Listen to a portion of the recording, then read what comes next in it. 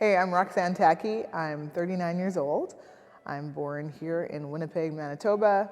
I'm a first-generation Canadian to my parents. My dad is from Barbados, and my mom is from Guyana. So, I grew up with like that roti and curry life and rice and peas and good soca and calypso music in the house. So yeah, that's my upbringing. I started dancing when I was 3 years old. So literally some of my first memories are just at the dance studio. I was lucky enough that I had an older sister who danced. My mom got actually tired of me running around the studio while we're waiting for my sister to finish. So the office actually said to her, she can take more classes, she's registered full-time. So then I took everything, 4 ballet classes a week, jazz, tap, musical theater. Hip hop got introduced when I was probably a young teenager, like popping and locking too as I got older, so all styles. So I think for me, there's a couple of things I love about dance. When I was a kid, I remember my dance friends being like my best friends. I loved hanging at the studio. I loved the camaraderie of the team. We got a chance to travel together, do some competitions. Right now, the main style I teach is tap, although I've taught all styles. I've been teaching tap pretty much exclusively for at least the last 6 years. The more I learn about tap dance, the story of tap dance is so closely tied to just the resilience of Black people. People that were enslaved and their drums were taken away, and they said, well, we're not gonna stop, we're gonna make these rhythms with our feet. As a teacher, not only do I get to practice that art form and learn more about the steps and the technique, but I get to teach the kids about resilience. So I feel like in a way, I'm not just teaching dance, I'm teaching life skills, camaraderie and competitiveness and resilience.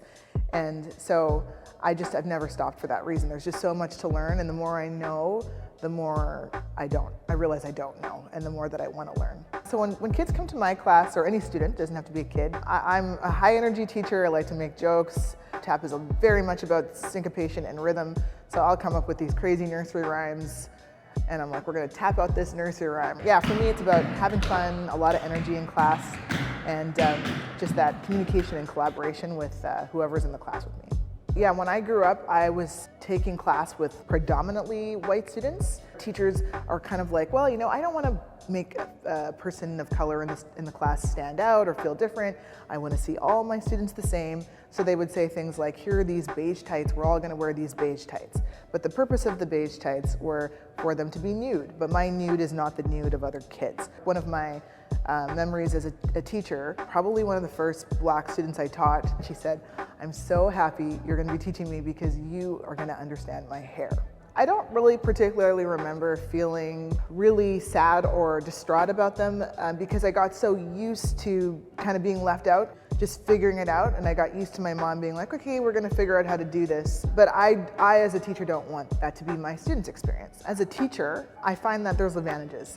We have a perspective and a voice that isn't often found in studios. Teaching staff that's all kind of one perspective. You have to use your voice so that you can give the studio a different perspective and help make it stronger. What I would say to dancers and families Black students or students of color, is don't be afraid to speak to your teachers, your studio owners, if there is language that's not inclusive, if there's something that doesn't work for you. Now more than ever, we're starting to have these kind of uncomfortable conversations, and you've got a lot of owners, leaders, teachers who are open to those conversations, and they want to know where they're not being inclusive because they're just not going to think of it. Don't think I have to just go figure this out.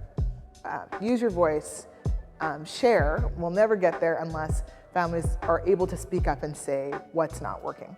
First, big shout out to Muse Studios for this initiative. I love this. I think it's so great to just bring Winnipeg together. Big up all of these people that you may not have heard of. I think this is such a cool initiative. Shout out also to the studio I teach at, Shelley Shearer School of Dance, where I can be found teaching tap. And stay tuned, project I've got coming up in the spring about how to talk to your dance students about inclusive makeup and costume choices. So I'll be sharing more of that in the next couple of months. And also a big shout out to the funder for that particular project, which was the Human Rights Initiative that funded that project.